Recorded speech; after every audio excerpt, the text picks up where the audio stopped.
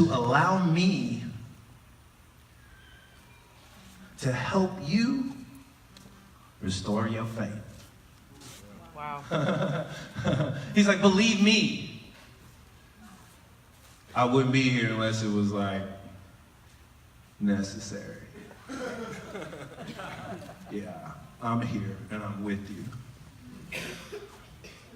So Gideon is really cool. Gideon is like, hey, that's cool, but if you're with me, I want you to do something that's absolutely absurd and impossible.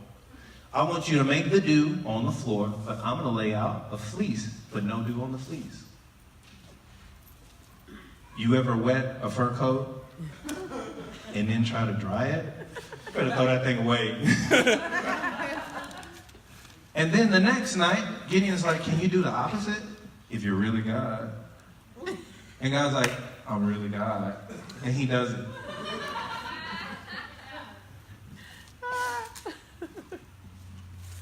And what brings about this story is Gideon's journey to realize that he is the man that God showed up for. And that Gideon doesn't need an army of thousands of people. He needs an army of 300 people. And it talks about the Midian army and all the armies that gathered, and they were like sand. They were like roaches. And God has got a big foot, so he worked it out.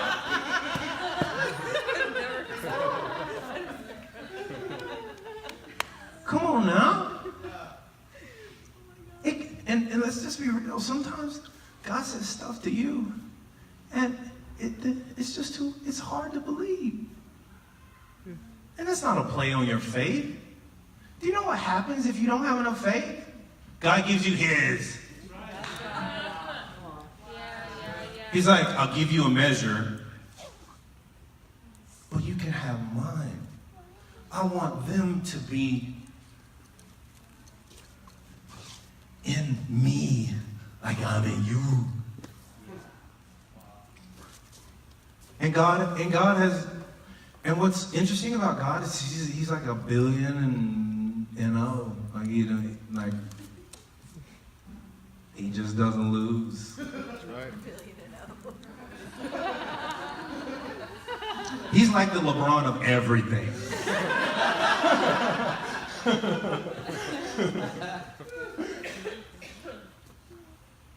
And this story really touched me because last year was a year where my family, we grew and we changed and we became larger and we worked harder and we loved harder and we hurt more and we laughed more. We grew. We read books. We went on trips. We did things together. But the stress of life sometimes can be a lot. For your parents in here, you know, like, I had no idea that I would just never sleep again. And that's just how it would be. Amen. And your kids are not like, hey, Dad, I think you should get some rest. You just get some rest really quick, and we'll be out here. We'll be really quiet. We'll watch Moana. We'll make ourselves some popcorn, and you get your toenails done. No! No! They're just like, Daddy, Daddy, Daddy, Daddy, Daddy, Daddy, Daddy. Hi. Oh?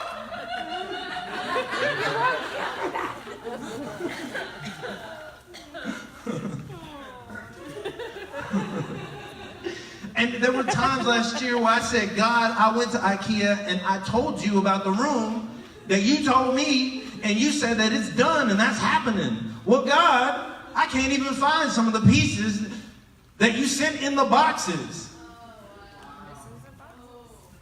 I don't even know where they are. I don't know what's going on, God. I don't know. What about a timeline? I don't know. You say it's time. It's coming soon, but a day to you is 10,000 years. I've only got a couple more years, God. A couple. A couple to me is like 2.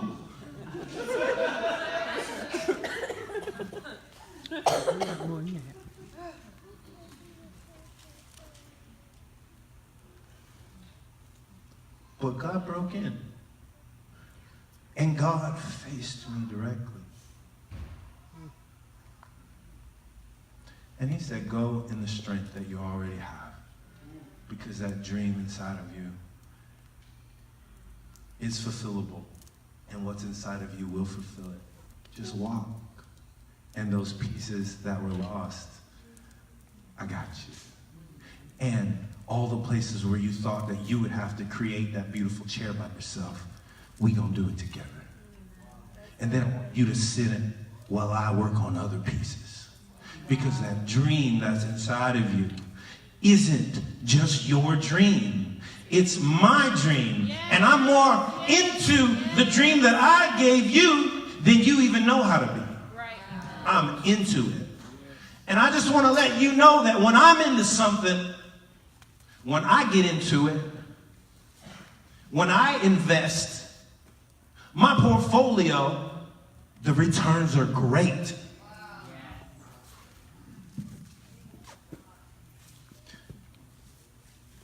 You don't own that dream inside of you. You co-own it. That's good. That's good.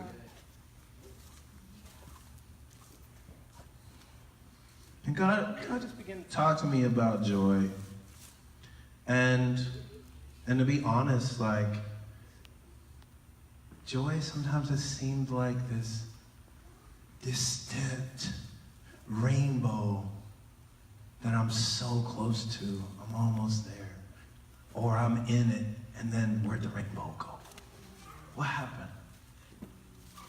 But God began to whisper and talk to me about what joy is. Righteousness, peace, joy. Right with God, peace in your rightness, joy bubbles out. And joy is so much more than laughter. It's a part of it.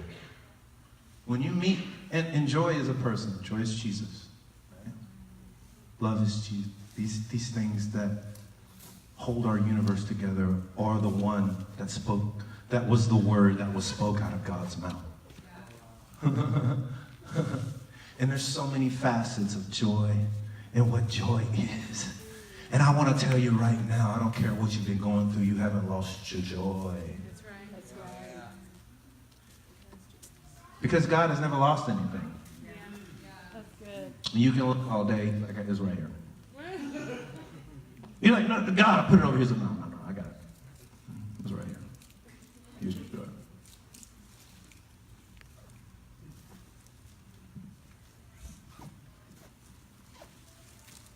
And I like Gideon because every step of the way, he just was like, nah, that ain't gonna work. Like, nah, I don't believe it.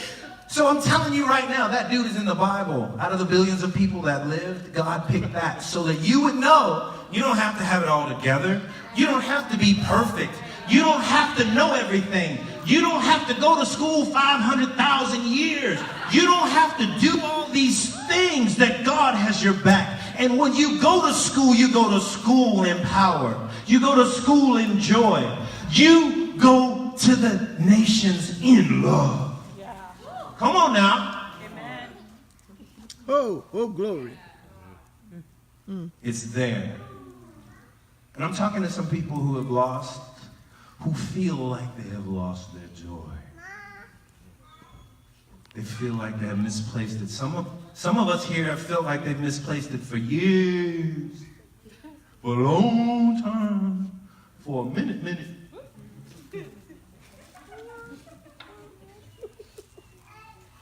But I want to tell you, nah, you good.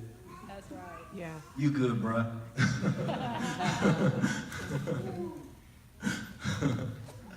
I got this homie, this musician homie, and he's like, man, as soon as I started blowing up, all these people would start talking to me and asking me questions and wanting to be cool with me when they weren't cool with me before.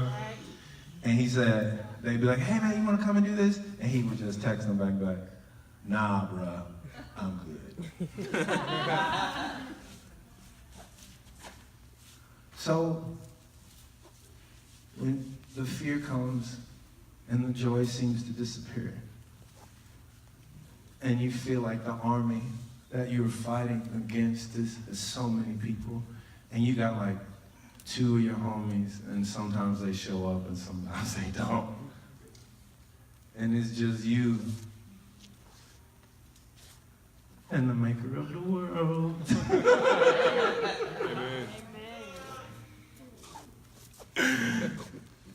And you can tell everybody else, you can tell the devils, the crazy ones, nah, bruh, I'm good.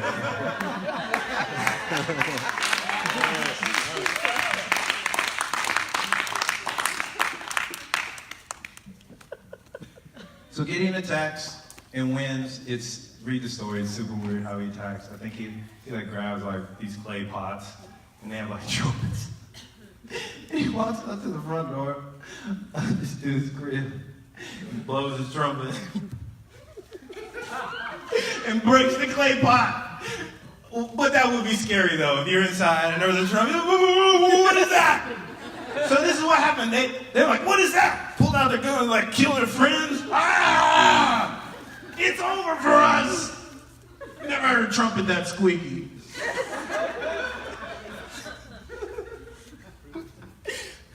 Why is there clay pieces all over the ground?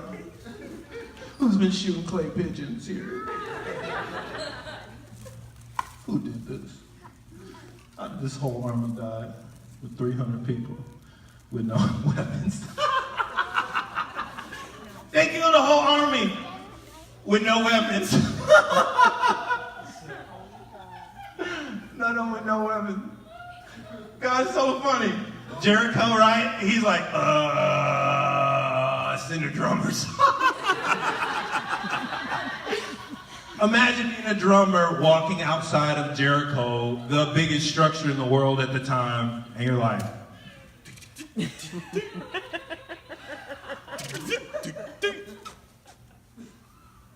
then the walls come down. I bet the next time they were out in another wall, they're like,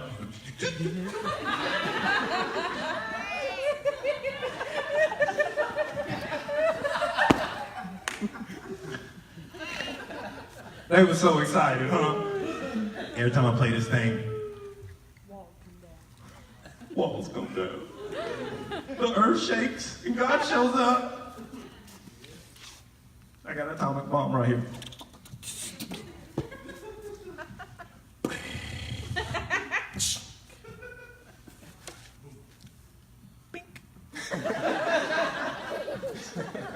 I bet they was like the dude at Fisherman's Wharf. You ever been on the site seeing the guy's got the cymbals between his legs? The big thing.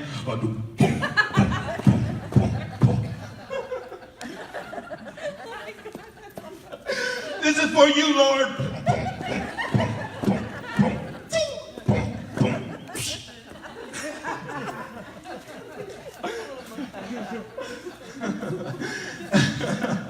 And God's like, yeah, look at him. I'm gonna bring the walls down. Watch them crumble, huh? Watch them crumble, huh? Watch them crumble, huh? Hey, bring it down the house. Play that trap drum for me, please.